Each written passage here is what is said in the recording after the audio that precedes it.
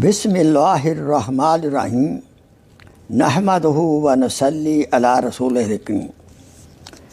میرے قابل احترام بھائیوں اور بہنوں، آپ کی خدمت میں شیخ ہو کر حاضر ہے بیوٹیفل حدیث آپ کی خدمت میں عرض ہے، توجہ اور دھیان سے سنیے۔ عبداللہ ابن عباس رضی اللہ تعالیٰ عنہ سے روایت ہے کہ آپ صلی اللہ علیہ وسلم نے فرمایا، مجھے معراج کی رات دوزخ دکھلائی گئی تو اس میں نے زیادہ تر عورتوں کو پایا کیونکہ وہ کفر کرتی ہیں۔ آپ سے پوچھا گیا، کیا وہ اللہ کے ساتھ کفر کرتی ہیں؟ آپ صلی اللہ علیہ وسلم نے فرمایا، نہیں، شوہر کے ساتھ کفر کرتی ہیں اور اس کا احسان نہیں مانتی۔ ان کی عادت یہ ہے کہ اگر تم مدت تک کسی عورت پر احسان کرتے رہو اور پھر تمہاری طرف سے کوئی ناگوار بات پیش آ جائے تو عورت یہی کہے گی، میں نے تو تمہاری طرف سے کبھی کوئی بھلائی نیکی دیکھی ہی نہیں ہے۔ اس حدیث پاک میں خاوند کی ناشکری کو کفر سے تعبیر کیا گیا ہے۔ کفر کے مختلف درجے ہوتے ہیں۔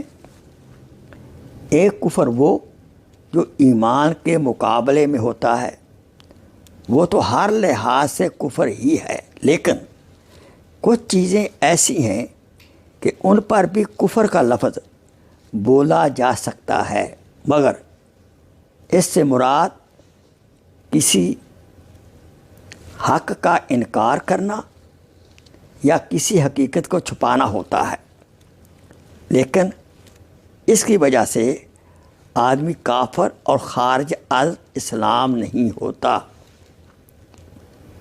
لہذا اس حدیث پاک سے معلوم ہوا کہ خاوند کا حق بہت بڑا ہے۔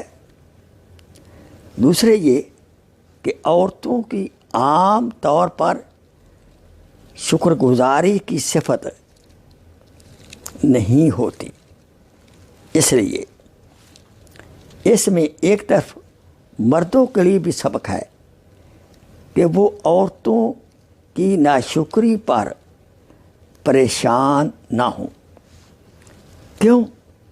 یہ ان کی عام عادت ہے۔ دوسری طرف عورتوں کے لیے عبرت ہے، نصیحت ہے کہ وہ اپنے غلط روی کی بنا پر دوزخ کا ایندھن نہ بنیں۔ میرے پیارے بھائیوں بہنوں، یہ ناشکری کی صفت عام پائی جاتی ہے اور کسی حد تک مردوں میں بھی ہوتی ہے۔ اس یہ نہیں کہ مرد ناشکرے نہیں ہوتے، لیکن حدیث پاک کے مطابق عورتیں قدرے زیادہ ہیں۔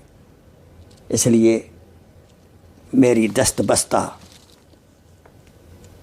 بھائیوں سے اور بہنوں سے عرض ہے کہ ہم ناشکری نہ کریں، اللہ تعالیٰ کی نعمتوں کا شکر ادا کریں۔